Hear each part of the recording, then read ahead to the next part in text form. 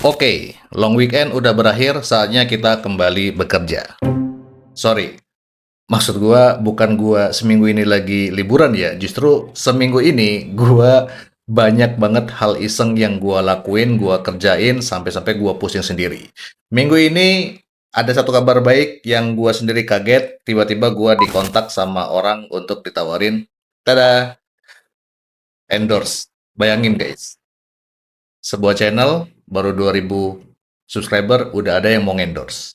Nah, ini kita bahas bersama dengan update-update lainnya. Yuk, kita masuk ke build mode hari ke-26. Oke, update yang pertama, biar kayak video-video vlog yang lain, kita tambahin musik dulu. Oke, nah, yang kedua, gua mau update dulu dari progres kemarin ngikutin Juara Vibe Coding, gue bikin aplikasi yang namanya Kasir Laba. Buat yang belum tahu, Kasir Laba ini adalah aplikasi kasir buat pedagang-pedagang kecil, yang mana nggak butuh ribet masalah stok barang, tapi pengen tetap tahu berapa sih profit yang dihasilkan dari bisnisnya.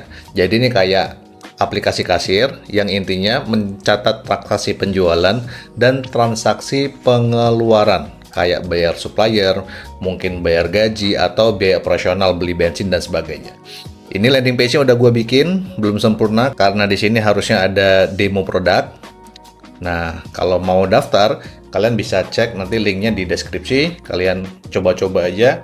Nah, kalau cocok, kalian bisa lanjut pakai. Kalau ada yang kurang dan sebagainya, kalian bisa kasih tahu gua. Kalau mau pakai, kalian tinggal masukin aja profilnya, tinggal pilih. Ada dua, ini mikro dan reguler. Mikro ini maksudnya biar kalian nggak kena kris yang bayar 3%. Jadi 0% biasanya transaksi di bawah berapa ya? Sekitar sejutaan atau 500.000 tuh kalau nggak salah gratis krisnya. Nah, untuk produk kalian tinggal masukin aja di sini tambahan produk ada berapa. Di sini gue punya toko ATK, jadi gue masukin produk yang gue jual, ATK, fotokopi, foto materai dan macam-macam. Nah, kalau kris nanti kalian bisa masukin kris kalian di sini, oke? Dan kalian bisa juga download aplikasi ini ke HP kalian, jadi nggak perlu ngafalin webnya lagi. Kalau kalian mau transaksi, kalian tinggal klik kasir di sini, kalian masukin input, misalkan kalian belanja, ada pembelanjaan ATK ini ada 10 biji, oke. Kemudian ada yang beli materai, kemudian ada yang foto itu biasanya 15.000. Oke, nah kemudian ada yang mau bayar, kalau mau bayar kris nanti tinggal kayak gini, mereka scan, kemudian duitnya masuk ke m-banking kalian atau kris kalian, kemudian kalian konfirmasi pembayaran, atau kalau enggak kalian tinggal pakai metode bayar kayak gini, tunai, uangnya 50.000, masukin begini, bayar. Nah, semua transaksi ini kalian catat kan, jadi dari sini kalian bisa tahu berapa total penghasilan kalian. Nah, di sini bisa kalian lihat total penghasilannya berapa, oke. Total pembayar uang masuknya berapa, uang keluarnya berapa. Nah, yang jadi masalah kadang-kadang kalau pedagang kecil tuh kadang-kadang lupa untuk mencatat pengeluaran yang kecil-kecil atau males gitu ya. Ini gue kegedean ya 5 juta, jadi kita tutup aja dulu, kita hapus. Nah, misalkan nih beli bensin. Nah, itu kan kadang males ya ngetiknya ya. Nah, ini kita bisa tinggal pakai voice comment. Contohnya kayak gini. Beli bensin 1 liter 15.000. Tuh. Langsung di sini tertulis beli bensin 15.000, simpan catatan. Jadi kalian transaksinya nanti tinggal dilihat aja di akhir bulan atau di minggu ini misalkan. Minggu ini bulan ini berapa total pemasukan dan berapa total pengeluarannya. Sesimpel itu. Tujuannya supaya kalian tahu bisnis kalian, jualan kalian ini untung atau enggak. Sesimpel itu. Ini aplikasi gratis, kalian bisa pakai dan Kalian bisa komen kalau ada masukan dan sebagainya. Itu adalah update yang kedua minggu ini. Selanjutnya, update yang ketiga atau lebih tepatnya keisengan dan kerandoman yang ketiga minggu ini, yaitu gua bikin aplikasi Kulu-Kulu Photo Booth. Aplikasi ini tadinya salah satu kandidat yang gua mau bikin untuk juara Vibe Coding. Nggak jadi karena gue bikin aplikasi kasih laba, tetapi karena gue memang ada rencana untuk bikin photo booth di daerah gue akhirnya coba beneran bikin aplikasinya. Aplikasinya belum sempurna karena memang baru sehari gue otak-atik dan belum ketemu gimana caranya bikin template yang bener. Ini nggak bisa ambil video karena videonya udah kepake buat recording ya. Jadi kurang lebih masih kayak gini, belum bisa dilanjutin ya, baru sampai sini. Belum kemana-mana ini aplikasinya. Yaitu adalah kerandoman gue yang ketiga minggu ini.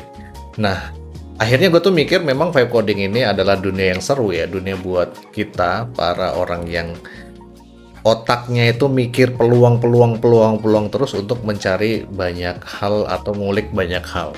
Walaupun akhirnya jadi bikin bingung sendiri karena kebanyakan hal yang diulik dalam satu minggu kayak gue sekarang. Ini gue juga nggak tahu bakal jadi atau enggak, tapi gue pengen tahu gimana pendapat kalian tentang aplikasi ini, oke?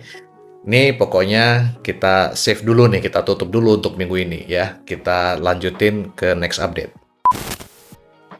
Project random berikutnya, ini adalah project yang keempat minggu ini ya. Itu adalah gue coba bikin video YouTube pakai AI. Jadi seperti kita tahu, sekarang ini dolar lagi naik tinggi dan walaupun gue tinggal di desa, gue juga pengen merasakan bertransaksi pakai dolar ya.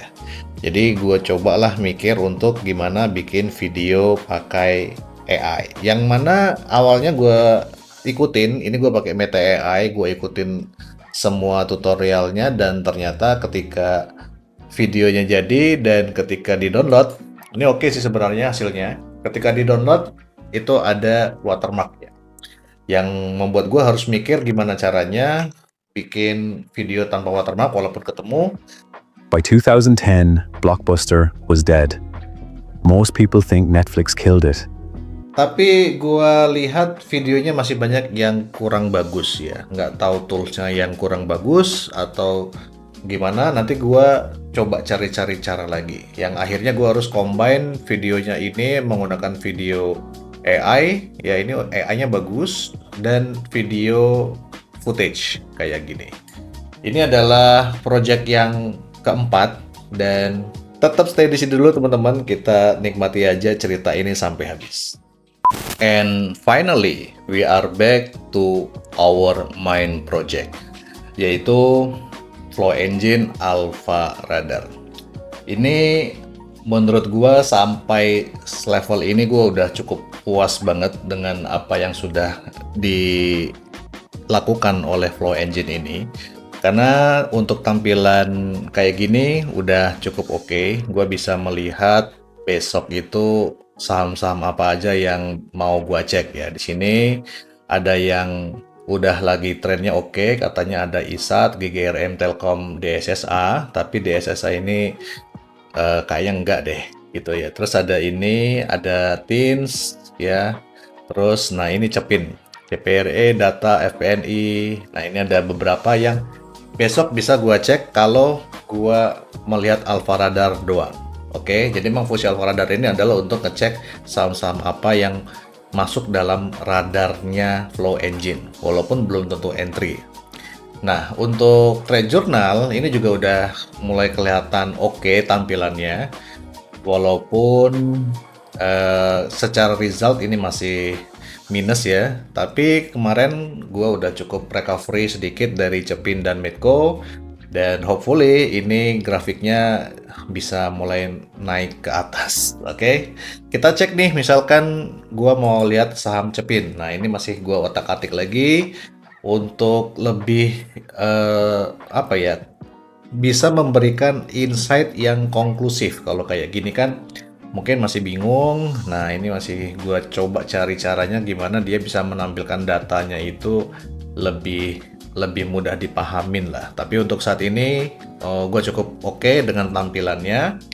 Terus ada satu lagi yang menurut gue agak krusial di Alpha Radar, di Flow Engine ini atau Flow Intel ini, yaitu sekarang gue udah punya kemampuan untuk mengakses ke API. Jadi kemarin gue kasih dia akses ke API. Sebelumnya kan gue cuma scrape dari data-data yang ada. Kemudian kemarin udah gue tambahin akses ke API-nya, dan sekarang dia bisa akses ke live data.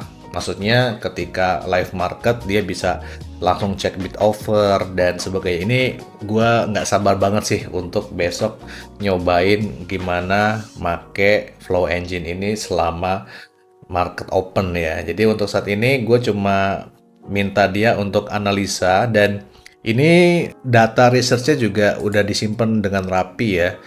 Jadi gue bisa cek untuk saham Cepin misalkan, karena gue punya posisinya, dia bisa ngasih report itu berdasarkan history. Jadi kemarin awalnya reduce, kemudian invalidate, kemudian tanggal 8 hari Jumat kemarin itu sudah diupdate menjadi buy. Itu yang pertama.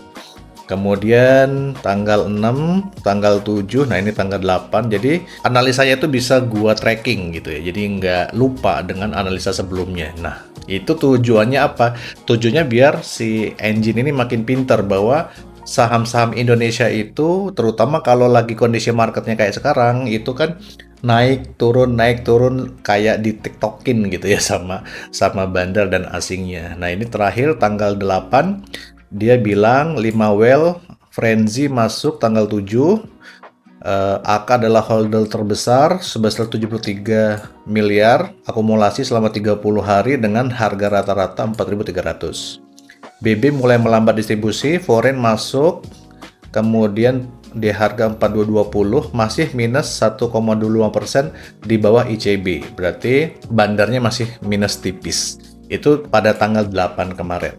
Nah, data ini menurut gua itu adalah insight yang berharga. Walaupun di real market itu gua harus belajar satu hal yang namanya bid offer atau order book. Yang mana akhirnya gua juga coba memahami masalah order book ini baik untuk kripto maupun untuk forex maupun untuk saham. Untuk forex dan kripto yang masih gua pending untuk tradingnya, tapi belajarnya gua harus memahami lebih dalam tentang order book ini. Ini mirip-mirip menurut gua ya.